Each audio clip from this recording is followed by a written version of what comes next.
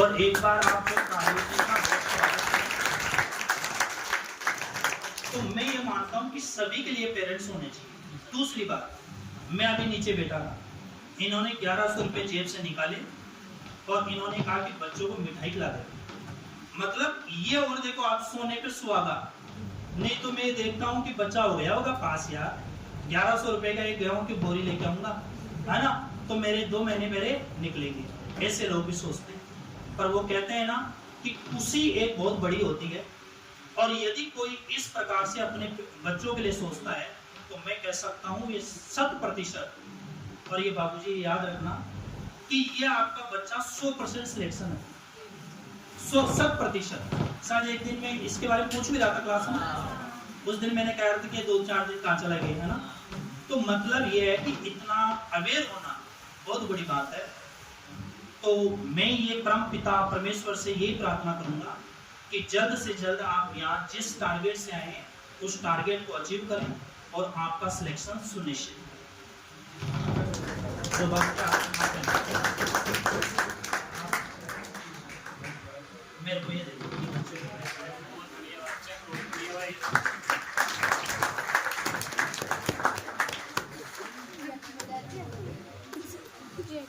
कौन है?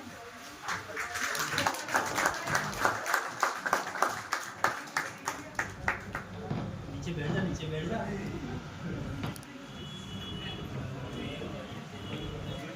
तो ये है बात। अब इसके लिए ये है कि सभी को, जो भी अपनी 12th में और भी पास हुए होंगे बाकी बच्चे, हाँ सर, है ना, तो अब ये है कि 12th के बाद में जो आपकी स्ट्रीम होती है ना, वो स्ट्रीम आपको बहुत ही मतलब समझदारी से आपको चूज करना है, किस तरीके से आपको तैयारी करनी है। मैं ये मानता हूँ कोई बच्चा 2 साल तक तन मन धन से यदि तैयारी करता है, धन की तो कम ही आवश्यकता पड़ती है, यहाँ एक बार फीस दे दी काम हो गया, और यदि आप तन और मन से यदि तैयारी करते हैं तो आपका सिलेक्शन सुनिश्चित है। और आपने देखा होगा, अरे लड़के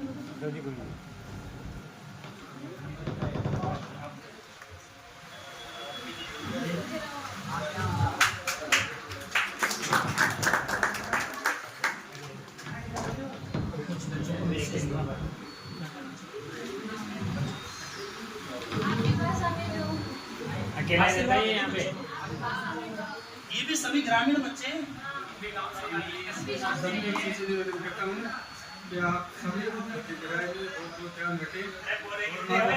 माता पिता का तमन्ना को पूरी करने की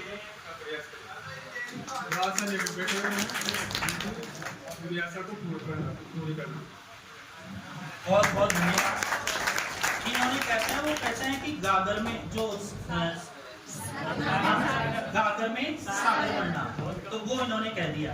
इन्होंने कह दिया कि अपनी माता पिता जहाँ बैठे हैं वो अभी सोच रहे हैं, कहीं किसान कहीं पर खेती कर रहे हैं, कहीं दुकान पे हैं, कोई बिजनेस में है, तो वो ये सोच रहे हैं कि मेरे बच्चे वहाँ पर पढ़ने होंगे।